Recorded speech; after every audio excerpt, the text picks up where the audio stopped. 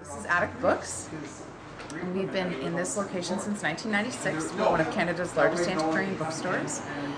And the original building, or the oldest building that we could find in this location, was Abraham Spry in 1875. He was a merchant tailor. And back then the building was only one floor and one room, very tiny. And it was then sold in 1881 to the Reed brothers. You might have heard of George Reed. He was president of the London Chamber of Commerce in the early 20th century. And they added the second floor and the third floor. And then in 1919, there was a huge renovation done by J.M. Moore, who was responsible for the YMCA and Hotel London as well. And Moore added 80 feet to the building, heading back into the block. And he redid the facade in an arts and crafts facade. And yeah, generally made the place really pretty. Here's our old elevator. Just calling it down. The elevator was put in 1919 when the big renovation was done by J.M. Moore, and it was made by the Rollefson Machine and Tool Company in Galt, Ontario. Let's see, the old gate.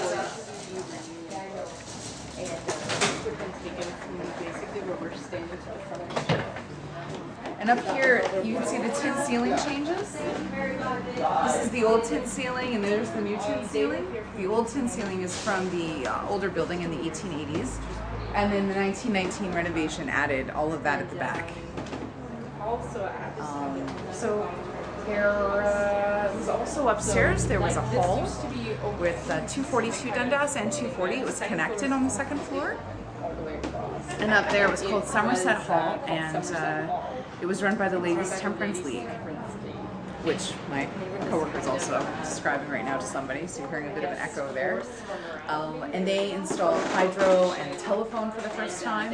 And later there was a furniture company here called Thomas Furniture Company, and they were the ones that got J.M. Moore to do the renovation in 1919 for an arts and crafts facade and for all the extra space so they can make furniture here in the arts and crafts style. The longest tenant at 240 Dundas would have been the McPhillips the McPhillips Company. They started with music. They had pianos, and then later radios, and then they went into general appliances. And they were here from 1930 until 1965. And they actually were the ones who did the big glass pane windows that you can see on the front of the building, which could rotate. They rotated out, and that would have let them lift big pianos and things up to the second floor.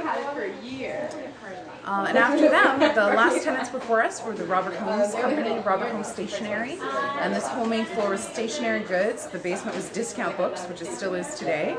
And on the second floor, they had their offices. There was actually a staircase at the back, as well as a staircase up here. And when we came into the building, the children had stories to tell about running up all around the stairs and playing tag together. So that's kind of fun. Aside from that, a couple of interesting things. The elevator, when we moved in, the boss removed 35 pounds of lead paint from the elevator car, which is interesting. And also, there's the ghost in the basement. I guess I could take you down and show you the ghost chair. I don't know. Okay, well, we won't do that then. But yeah, they say that Attic Books has a ghost. Every once in a while you can smell tobacco smoke, a really thick, like a pipe smoke, and it comes from the basement, down the elevator shaft, up to the old foundations of the bookstore, and we call the ghost Roland, is the name we've given him.